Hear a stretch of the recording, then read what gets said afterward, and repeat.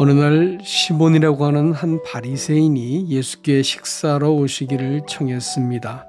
마침 그 집에서 식사를 하시려고 앉으셨을 때 한 죄인인 여자가 들어와 예수의 뒤로 가서 눈물로 발을 적시고 머릿돌로 닦고는 향유를 그 발에 부었습니다. 원래 바리새인들은 이런 부족한 사람들과는 함께 자리를 같이 하지 않습니다. 그들과 함께 있다는 것 자체만으로도 큰 수치를 느끼기 때문이지요.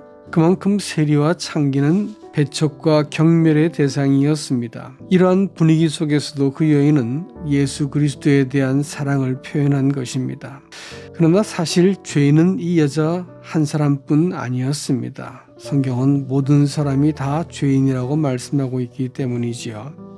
말하자면 바리새인인 시몬도 죄인이지만 단지 인식하지 못했던 것입니다. 예수께서는 시몬이 이 여인이 어떤 사람인지 예수께서 알까 하는 의구심을 품고 있다는 것을 감지하시고 한 비유를 들어 말씀하셨습니다. 시몬아, 내가 네게 이를 말이 있다. 어떤 체주에게 빚진 사람이 있는데 하나는 50데나리온을 빚졌고 다른 하나는 500데나리온을 빚졌는데 둘 다 갚을 능력이 없어서 주인이 탕감해 주었다. 내 생각에는 누가 더 저를 사랑하겠느냐? 시몬이 대답하기를 탕감을 많이 받은 자입니다. 내 말이 옳다. 그런데 이 여인을 봐라. 너는 내가 이 집에 왔을 때 발 씻을 물도 주지 않았으나 이 여인은 눈물로 발을 씻기고 머리털로 닦았다. 너는 내게 입 주지 않았으나 이 여인은 내 발에 입 맞추기를 계속했다. 너는 내게 감람류조차 붓지 않았으나 이 여인은 향유로 내 발에 부었느니라.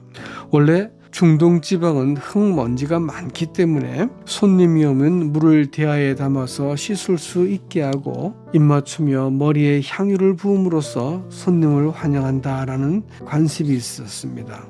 그는 예수 그리스도를 따랐지만 단지 한 선지자 정도로 알고 있었기 때문에 호기심으로 수청한 것이었습니다. 그러니 이런 도리들을 생략했던 것이지요. 여인과 달리 자기는 별로 죄가 없다고 여기니까 용서받을 이유가 없었고 용서받은 것이 미미하니까 사랑할 것도 없었던 것입니다. 그러나 성경은 모든 사람이 죄를 범하였고 하나님의 영광에 이르지 못하였다고 선언합니다. 바위돌이나 모리알이나 물에 가라앉기는 마찬가지이고 둘 다 빚을 갚을 수 없기도 마찬가지였습니다.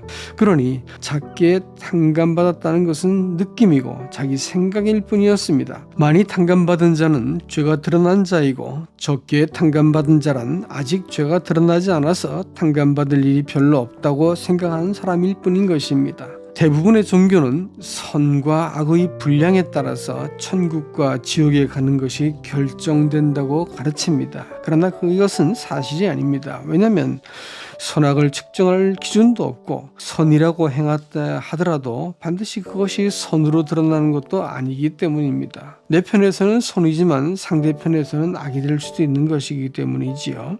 엄격한 의미에서 생명의 근본과 기준이 되시는 하나님을 떠난 사람은 무엇을 해도 사실 죄가 될 뿐입니다. 그러므로 죄는 도덕적, 사회적 규범을 범한 것이 아니라 좀 더 근본적인 문제로 하나님에 대한 태도의 문제입니다. 생명의 근본 되시는 하나님의 주권을 인정하지 않고 떠나서 스스로 의롭게 여기는 것이 죄라는 것입니다. 그러니 드러난 죄보다 드러나지 않은 죄가 더 크고 죄인이라고 인정하지 않는 것이 더 큰 죄인이라고 하는 사실입니다. 사실 하나님을 떠난 사람들의 의는 하나님이 보시기에는 다 도토리 희재기에 불과합니다. 도리어 자기가 의롭다고 인정받으려는 도덕적이고 종교적인 사람이 더 심각한 죄인일 수 있습니다. 하나님을 떠난 사람이 자기가 옳기 위해서 선행과 규율을 잘 지킨 것이라면 그것은 도리어 하나님을 맞선 것과 같기 때문입니다. 그러므로 자기가 별로 죄가 없으므로 적게 탕감받았고